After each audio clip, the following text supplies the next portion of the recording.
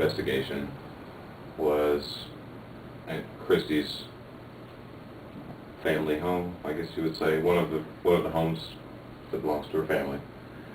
Nobody lives there now. And how long has it been since anyone's lived there? Approximately 8 years. 8 years. It's been vacant for about 8 years, and probably no electricity or water since then. No. So, just basically a vacant house. It's starting to get run down, dilapidated a bit. And we've talked about it several times before, and just kind of spur of the moment one evening, Christy invited me to bring the equipment down to just do a kind of a little investigation with her sister, and a couple of the family members, just to see, you know, if we would catch anything. She'd had a few experiences. I know you talked about a lot of times when you go in, the house would be a lot colder than it should be. Typically an abandoned house was going to, you know, through the day it's going to heat up and hold the heat, as opposed to, I mean, I suppose in the wintertime I could see it being colder. But, and then some of the other things were... You'd go in and things would like be in one place and then it'd be moved. And yeah, objects moving around. And then the place stays locked up, so it's not like someone's going in there and just moving random objects around. I wouldn't think. And there were at least a couple, I believe, previous experiences that you had told me about. I think your sister was one, and Jay was the other one. That both had audibly heard someone tell them no. So, that all being said, that's kind of a setup for when I showed up with the equipment. Christy and I set it up, like I said, with some of our family members, and we've got some video and some audio. This first clip is something that a lot of ghost hunters find, and in this place, you've got a few places where the ceiling's coming in, you've got blown insulation. What you have is a lot of orbs, which really is just dust particles that are catching the IR light. So we'll show that real quick, and this is nothing paranormal, but a lot of people tend to think it is. And you just saw one there.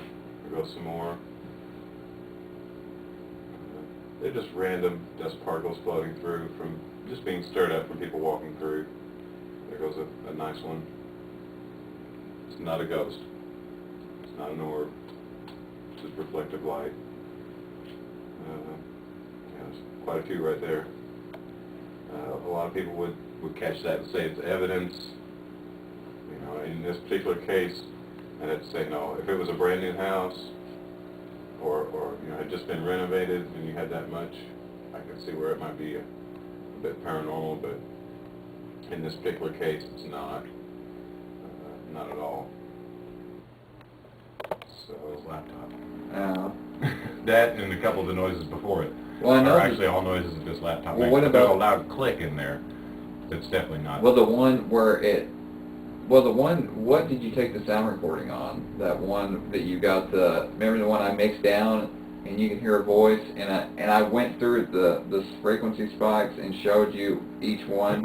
Yeah, like that's the one we're talking about. Okay. Yeah. Yes, before that, those are most of those. The one I think I call it the hit.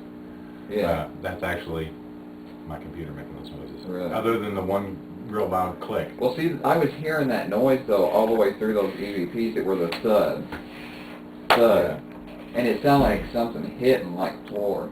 Like because I at first I didn't notice it, and I kept on listening through it, and I noticed it was ever so often it was toot toot, and you can hear it like maybe 3 or 4 times through the EVPs, Yeah. and it's constant. There's a spot here that I can't seem to find, but it was just another area that I debunked, that it looked like there was a light that appeared and faded away in the ceiling, but when I looked over the audio again, or looked over the video again, it actually was when someone had opened the door and reflection off of one of the monitors caught the ceiling.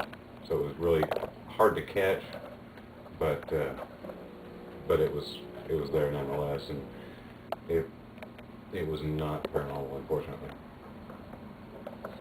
Now, Christy and I, this was the first investigation. You guys weren't there, but I'm going to show you a little bit of the conversation that was taking place with the use of a flashlight, of all things.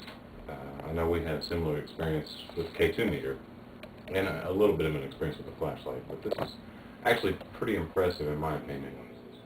All right, in the first investigation, and most investigations, I like to use just a basic typical LED flashlight.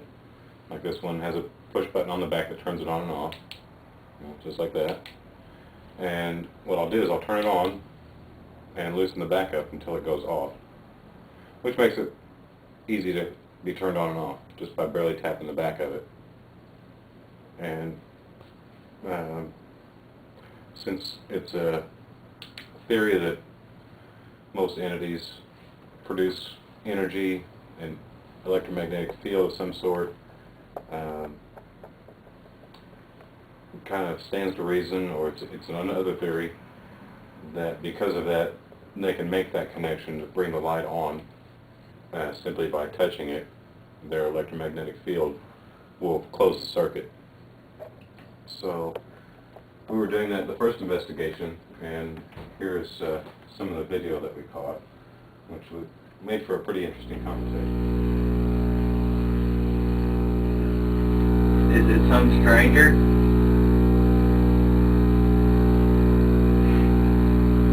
Turn it off. Are they bad?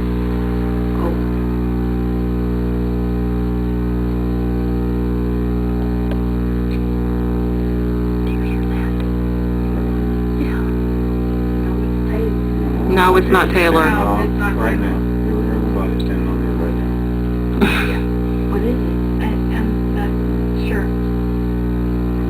Did they ever commit a crime?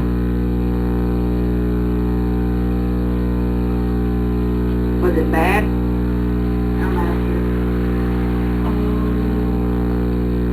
What? sure. Ooh, I just got goosebumps. I don't like this. Let's get out. Do you think we should leave? My hair's standing on end. Mine is too. Yeah. Yeah. We need to, yeah. Want to take a break? But yeah, because I think, She says we need to leave. I'm leaving. Do you think we ought to leave? Should we come back? yeah, Yeah, turn that off for a let's go second. try to go first. And throughout this Are you going to touch whole session with this flashlight,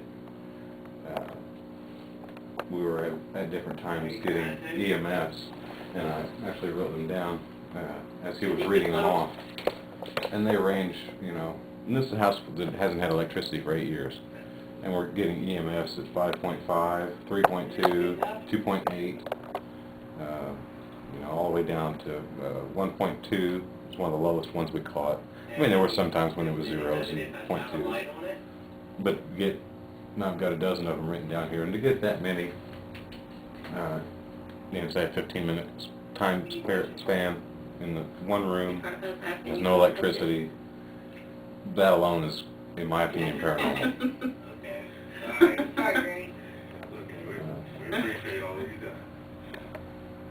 You might also explain that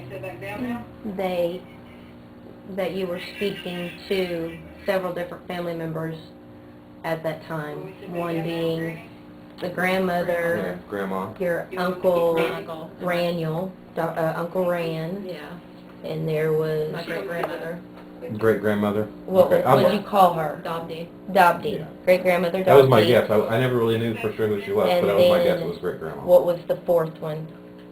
Well, it was Uncle Payne. Uncle Payne. Payne. Right. Yeah. Right.